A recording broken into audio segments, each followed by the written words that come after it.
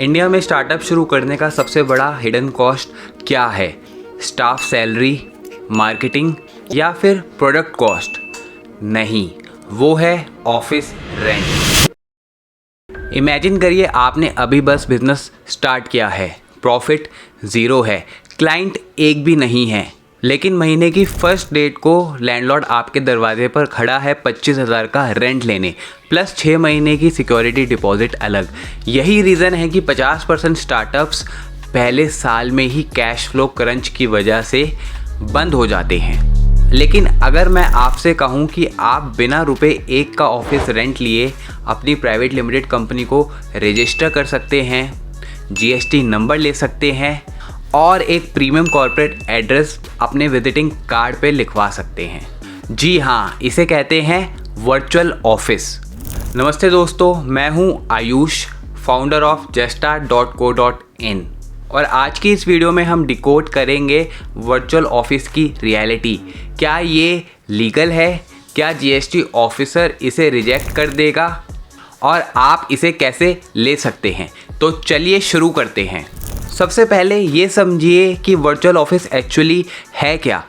देखिए, MCA यानी कि मिनिस्ट्री ऑफ कॉर्पोरेट अफेयर्स और जीएसटी डिपार्टमेंट को ये मतलब नहीं है कि आप दिन भर कहाँ बैठ के काम करते हैं।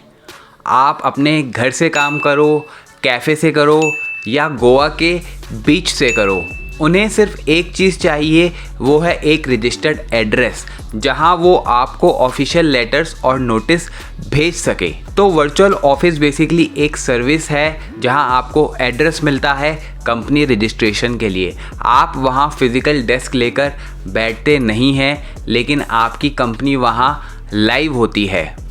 इसके 3 बड़े फ़ायदे हैं। सबसे पहला कॉस्ट, जहां फिज़िकल ऑफिस का खर्चा साल का 3 से 4 लाख होता है, वर्चुअल ऑफिस मुश्किल से 15,000 से 20,000 साल के खर्चे में पड़ता है। बेनिफिट नंबर 2, घर का एड्रेस की जगह वर्चुअल ऑफिस पर एक प्राइम कमर्शियल लोकेशन का एड्रेस होता है। बेनिफिट नंबर 3, प्राइवेसी, आपके घर का एड्रेस पब्लिक डोमेन पे लीक नहीं होता। अब आते हैं $1 मिलियन क्वेश्चन पर जो आप सबके दिमाग में है, और वो है आयुष भाई, क्या ये लीगल है? क्या मेरी कंपनी बंद तो नहीं हो जाएगी?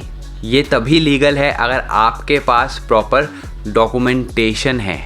मार्केट में बहुत से फ्रॉड प्रोवाइडर्स हैं जो 5,000 में फेक एड्रेस देते हैं। अगर आपने वो लिया है तो जीएसटी नंबर कैंसिल हो जाएगा। देखिए, लीगली वर्चुअल ऑफिस के लिए आपके पास 3 चीज़ें होनी चाहिए। पहला है NOC यानी कि no objection certificate property owner से। दूसरा है यूटिलिटी बिल, इलेक्ट्रिसिटी बिल जो 2 महीने से पुराना ना हो।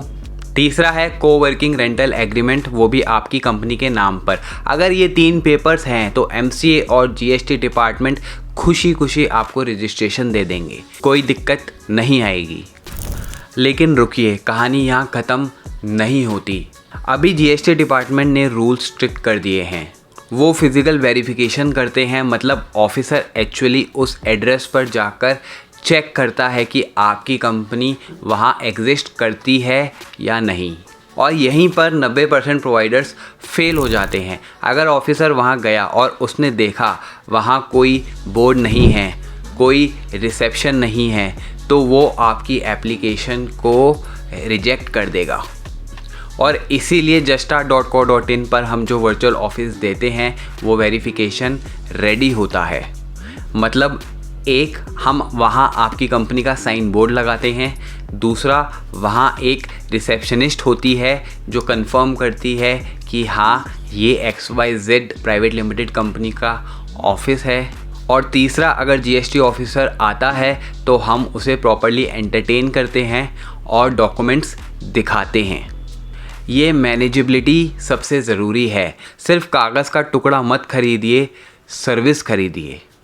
तो दोस्तों, मॉरल ऑफ द स्टोरी क्या है? अगर आप एक कंसल्टेंट हैं, फ्रीलांसर हैं, या फिर आप एक IT कंपनी चला रहे हैं या ई-कॉमर्स सेलर हैं, तो प्लीज़ शुरुआत में 25,000 का रेंट मत दीजिए। अपने पैसे को मार्केटिंग और प्रोडक्ट पे लगाइए। ऑफिस एड्रेस के लिए वर्चुअल ऑफिस यूज़ करिए। ये स्मार्ट एंटरप्रेन्योरशिप है।